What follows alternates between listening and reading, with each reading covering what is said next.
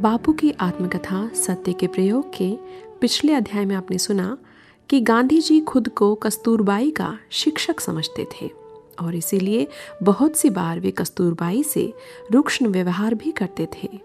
दोनों के बीच झगड़े भी बहुत हुए, पर कस्तूरबाई की सहन शक्ति की सदा विजय हुई। इसी कड़ी में आइए सुनते हैं महात्मा गांधी की आत्मकथा सत्य के प्रयोग से अध्याय अंग्रेजों का गाढ़ परिचय।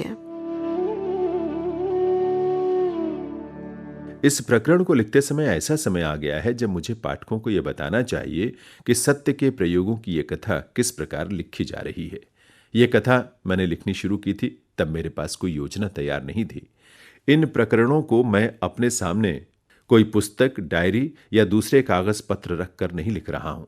कहा जा सकता है कि लिखने के दिन अंतर्यामी मुझे जिस तरह रास्ता दिखाता है उसी तरह मैं लिखता हूं। मैं निश्चयपूर्वक नहीं जानता कि जो क्रिया मेरे अंदर चल रही है उसे अंतर्यामी की क्रिया कहा जा सकता है या नहीं, लेकिन कई वर्षों से मैंने जिस प्रकार अपने बड़े से बड़े माने गए और छोटे से छोटे गिने जा सकने वाले कार्य किए हैं, उसकी छानबीन करते हुए मुझे यह कहना अनुचित प्रतीत होता है कि वे अंतर्यामी की प्रेरणा से हुए हैं। अंतर्यामी को मैंने देखा नहीं, जाना नहीं। संसार की ईश्वर विषयक श्रद्धा को मैंने अपनी श्रद्धा बना लिया है। यह श्रद्धा किसी प्रकार मिटाई नहीं जा सकती। इसलिए श्रद्धा के रूप को पहचानना छोड़कर मैं उसे अनुभव के रूप में पहचानता हूं। फिर भी इस प्रकार अनुभव के रूप में उसका परिचय देना भी सत्य पर एक प्रकार का प्रहार है।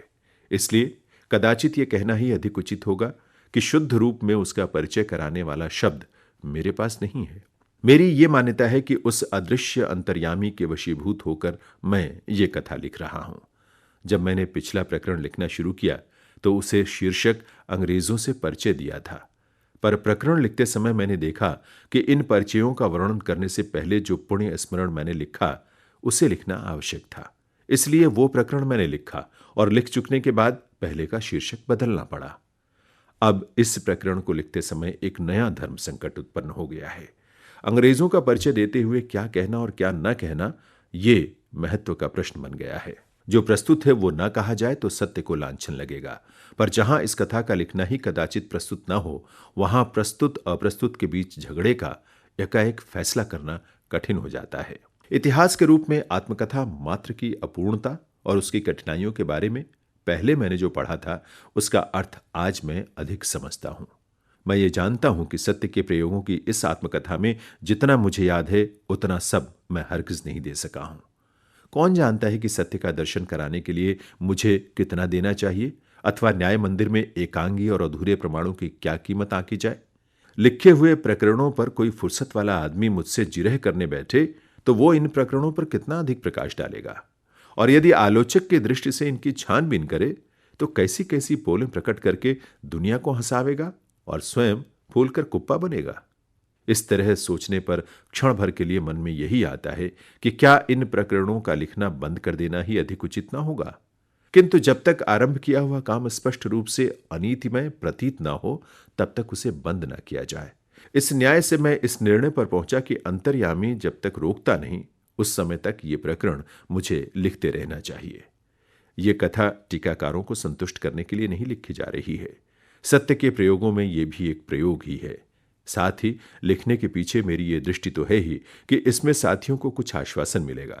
इसका आरंभ ही उनके संतोष के लिए किया गया है। यदि स्वामी आनंद और जयराम दास मेरे पीछे न पड़ जाते तो कदाचित यह कथा आरंभ ही ना होती।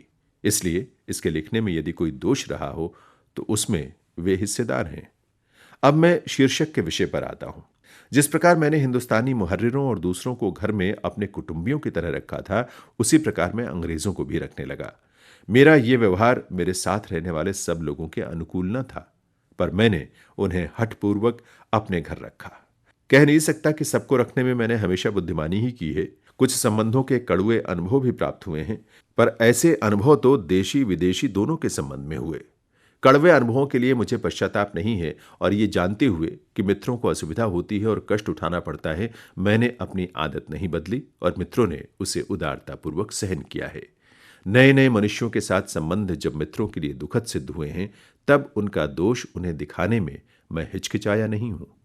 मेरी अपनी मान्यता है कि आस्तिक मनुष्यों में जो अपने में विद्यमान ईश्वर को सब में देखा चाहते हैं, सबके साथ अलिप्त होकर रहने की शक्ति आनी चाहिए। और ऐसी शक्ति तभी विकसित की जा सकती है जहां जहां अनखोजे अवसर आए, वहां वहां उनसे दूर न भागकर नए नए संपर्क स्थापित किए जाएं और वैसा करते हुए राग द्वेष से दूर रहा जाए। इसलिए जब बोआर ब्रिटिश युद्ध शुरू हुआ, तब अपना घर भरा होते हुए भी मैंने जोहानिसबर्ग से आए हुए 2 अंग्रेजों को अपने यहां टिका लिया। दोनों थियोसॉफिस्ट थे। उनमें से एक का नाम किचन था। इनकी चर्चा हम आगे भी करेंगे। इन मित्रों के सहवास ने भी धर्मपत्नी को रुलाया ही था। मेरे कारण उसके हिस्से में रोने के अनेक अवसर आए हैं। बिना किसी पर्दे के इतने निकट संबंध में अंग्रेजों को घर में रखने का यह मेरा पहला अनुभव था।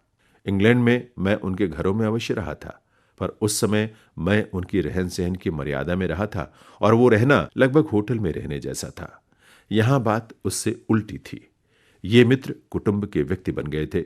उन्होंने बहुत कुछ भारतीय रहन सहन का अनुकरण भी किया था। यद्यपि घर के अंदर बाहर का साज सामान अंग्रेजी ढंग का था, फिर भी अंदर का रहन सहन और खान पान आदि मुख्यतः भारतीय थे।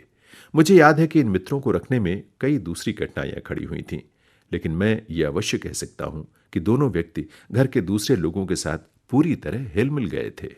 जोहानिसबर्ग में ये संबंध डरबन से भी अधिक आगे बढ़े।